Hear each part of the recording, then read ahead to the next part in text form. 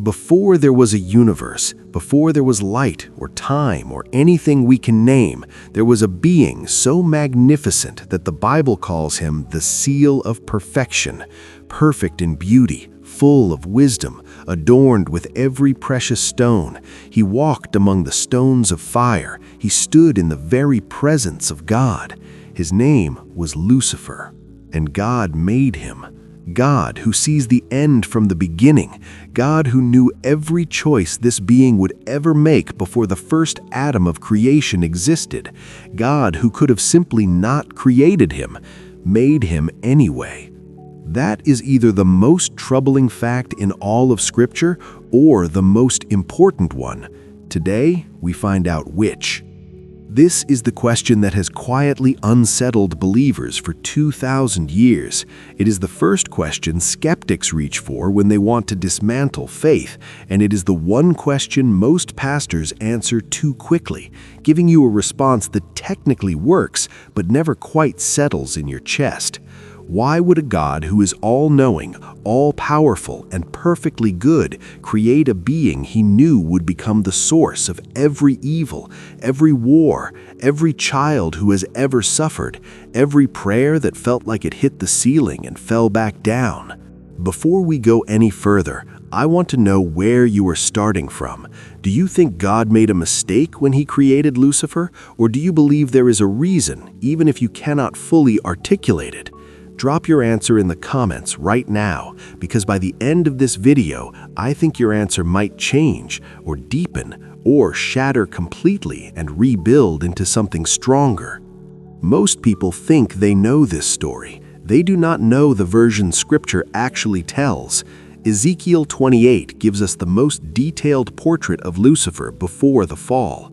God speaks directly to him, or through him to the king of Tyre, depending on your interpretation, and says this: "You were the seal of perfection, full of wisdom and perfect in beauty. You were in Eden, the garden of God. Every precious stone was your covering: sardius, topaz, and diamond, beryl, onyx and jasper, sapphire, turquoise, and emerald with gold. The workmanship of your timbrels and pipes was prepared for you on the day you were created." Timbrels and pipes, music, built into his very design on the day of his creation. Lucifer was not just powerful, he was the most exquisitely crafted being in the entire universe, the worship leader of heaven, the closest created being to the throne of God. Isaiah 14 tells us what happened next. "How you have fallen from heaven, morning star, son of the dawn. You said in your heart, I will ascend to the heavens. I will raise my throne above the stars of God. I will make myself like the Most High." 5 I wills, 5 declarations of self-determination, not a mistake, not a moment of weakness, a deliberate, fully informed, sustained choice by the most intelligent, non-divine being ever created to place himself above the God who made him. And God watched it happen, because God sees everything before it happens. Which brings us to the question underneath the question. There are 3 serious theological answers to why God created Lucifer knowing what he would become. Not 3 equally convincing answers, 3 answers that each carry real weight and each reveal something different about the character of God.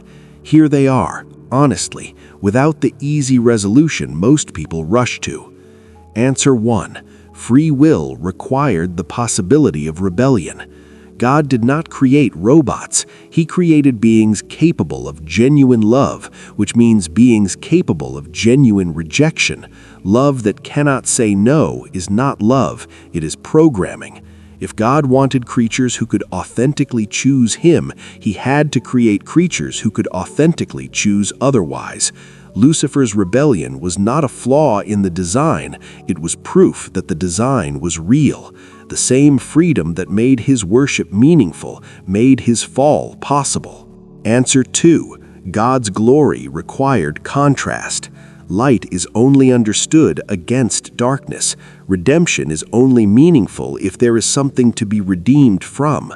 Grace only has weight in the presence of judgment. The entire narrative of Scripture, from Genesis to Revelation, is a story about God's glory being displayed against the backdrop of what happens when creation attempts to exist without Him. Satan is not an obstacle to that story. He is a necessary character in it. Not necessary because God needed him, but because the story God chose to tell required him. Answer 3. The mystery of divine permission. This is the answer that requires the most humility. God did not create Satan, He created Lucifer. The being that became Satan chose that transformation, and God, who could have prevented it, permitted it. Not because He approved, not because He was surprised, but because He is operating from a timeline and a purpose that we cannot see from inside the story. Job chapters 38 through 41, where God responds to Job's suffering with a 97-verse description of creation's complexity, is not an evasion. It is an invitation to recognize that the mind that designed the universe does not owe us an explanation that fits inside our current understanding. 3 answers, each one serious, each one incomplete on its own. But here's what almost nobody talks about, the one detail buried in Ezekiel 28 that changes how you read all 3 answers simultaneously, a detail that connects Lucifer's original design to a specific function in heaven that helps explain why his fall had to be permitted rather than prevented. I'm going to give you that detail in 90 seconds. Stay with me. Go back to Ezekiel 28. The passage says Lucifer had timbrels and pipes built into him on the day of his creation. Most people read past that. They shouldn't. The Hebrew words here, toph for timbrel and nekeb for pipes or settings, suggest that Lucifer was not merely a worshiper. He was an instrument of worship, possibly the covering cherub whose entire existence was designed to lead the worship of heaven towards God. Think about what that means. The being whose entire purpose, whose entire design was to direct attention and glory towards God, chose to redirect that glory towards himself. This is not a minor rebellion. This is the most catastrophic possible misuse of the most sacred possible calling, the worship leader of heaven using his platform to worship himself. And now consider this. When Lucifer fell, when he was cast from heaven, that function didn't disappear. The need for worship didn't disappear, which is why Revelation 5 shows us the 4 living creatures and the 24 elders and 10,000 times 10,000 angels, all now worshiping directly without the mediating covering cherub. Lucifer's fall didn't leave a hole in heaven's worship.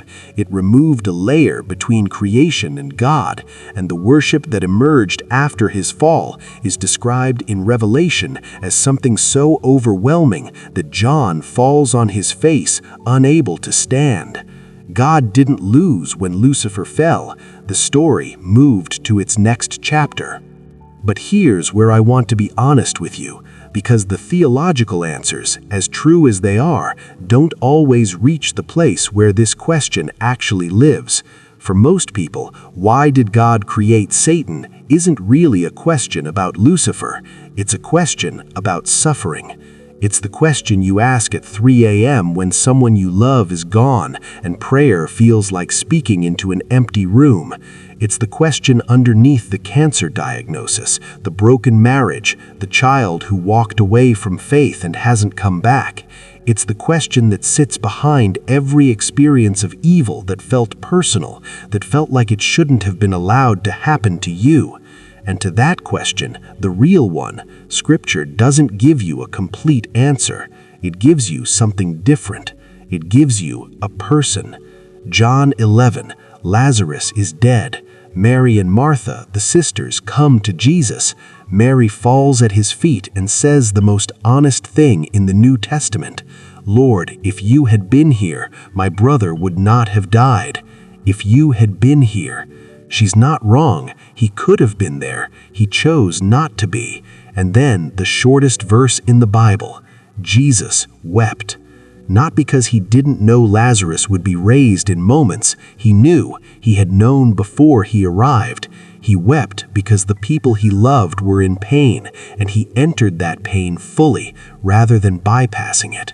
That's the answer Scripture gives you to the question underneath the question. Not an explanation, a presence. God did not stay outside the suffering his permission allowed. He entered it completely, permanently. There's a pattern that runs through every question we have covered on this channel, the Ezekiel 38 coalition forming in real time.